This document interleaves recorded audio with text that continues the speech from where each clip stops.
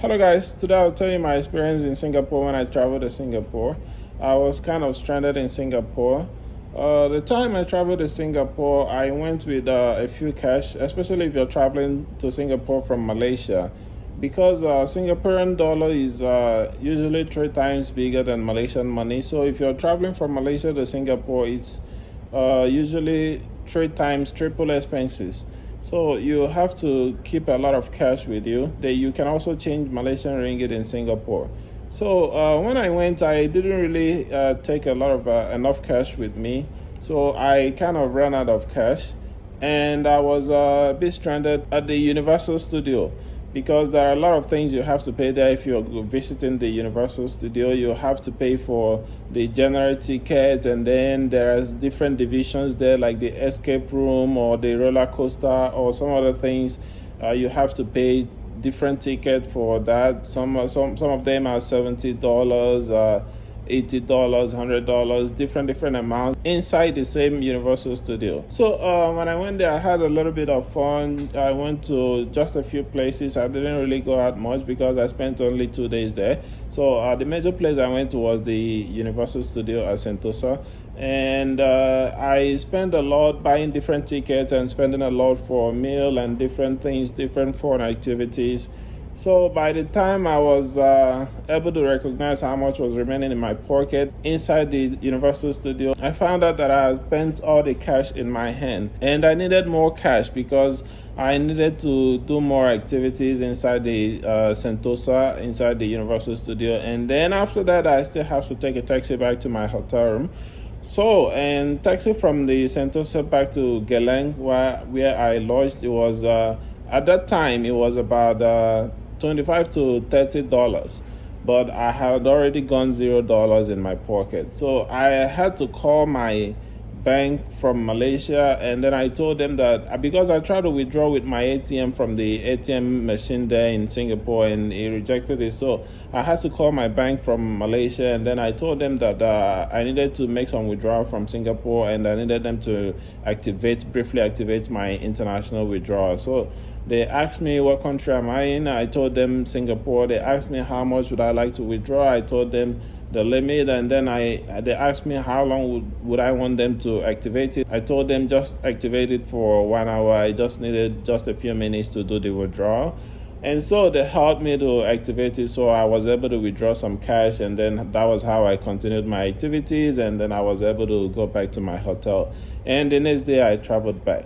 So there's nothing much you can do in Singapore, actually. The major place you can go is the Universal Studio. That's the major place that there's a lot of fun. And after that, I don't think there is any much place you can go around, because it's a very small island country. So I actually got bored. I booked a return ticket flight when I was traveling to Singapore for I think about 3 days, but within the 2 days I went there, I actually got bored because I finished most of the activities in one day. So the next day I was bored, and then I had to call AirAsia to kind of help me reschedule my flight to Malaysia. And they told me that since the flight is below 48 hours or so, that they wouldn't be able to reschedule it, that if I want, I have to cancel that one and book another one, which is the extra expenses.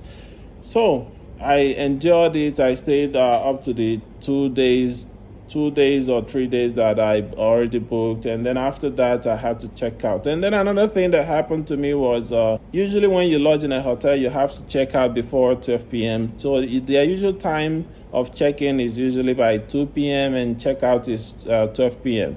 So what happened was, on the day that I was supposed to travel back to Malaysia, I kind of made a little bit of a mistake, and then I booked a flight for 10 p.m. in the night.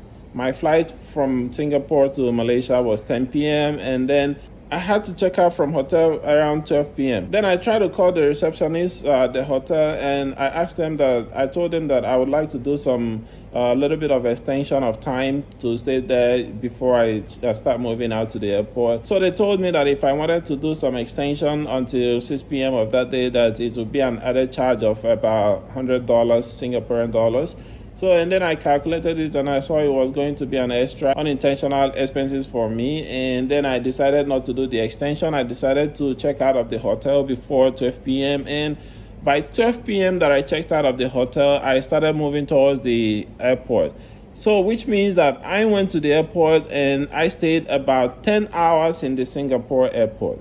So I kind of got quite very much bored in the airport. I had to check out of the hotel by 12 p.m. and then I moved to the airport. It was just about a few minutes to the airport. And when I reached the airport, I stayed at the airport. I stayed and waited. Even when I arrived at the airport, I tried to check in on my flight, but the counter told me that the gate is not open yet for check-in. So I had to wait. I waited for a very long time until I think the check-in started happening around 6 p.m. or so.